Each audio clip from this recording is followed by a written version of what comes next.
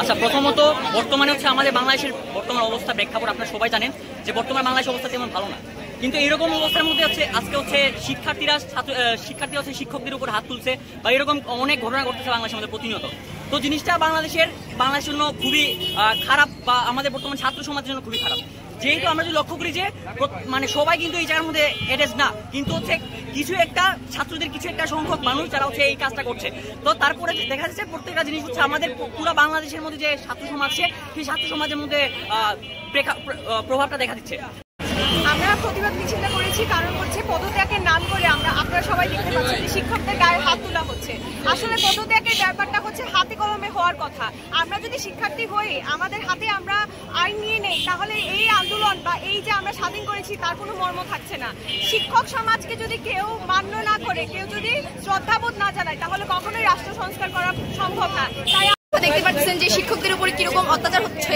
আমরা শিক্ষকদের দ্বারাই গড়ে উঠছি, কিন্তু সেই শিক্ষকদের উপরই হামলা হচ্ছে বা বিভিন্ন আসলে অপমান হচ্ছেন ওনারা, কিন্তু এটা অবশ্যই কাম্য না।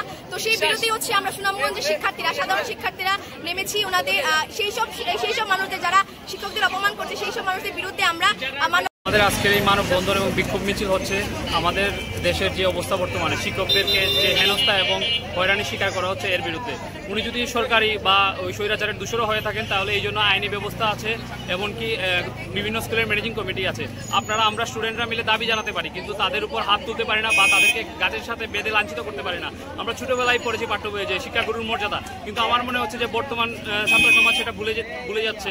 তো আজকে এই আন্দোলন মিছিল করার মেইন দাবিটাই হচ্ছে যে আমাদের শিক্ষকদের উপরে যে অত্যাচার নির্যাতন চলছে, মানে আমাদের দেশে একটি কুচক্রী মহল ছাত্রদেরকে বিভিন্ন অনৈতিক কাজে তাদেরকে বলছে, যেমন শিক্ষকদের উপরে হাত তোলা, এরকম অনেক ঘটনা। কারণ আমাদের যদি ছাত্রদের যদি কোনো দাবি থাকে তাহলে ওরা লিখিত আকারে আইনের কাছে ওরা সেই দাবিটা পেশ করবে, কিন্তু দেখা যাচ্ছে ওরা অনেকেই ওদের বিভিন্ন আন্দোলন যারা করেছে এরকম ছাত্রদের মধ্যে বিভেদ তৈরি করার জন্যই অনেক কুচক্রী মহল এরকম একটা নির্মম একটা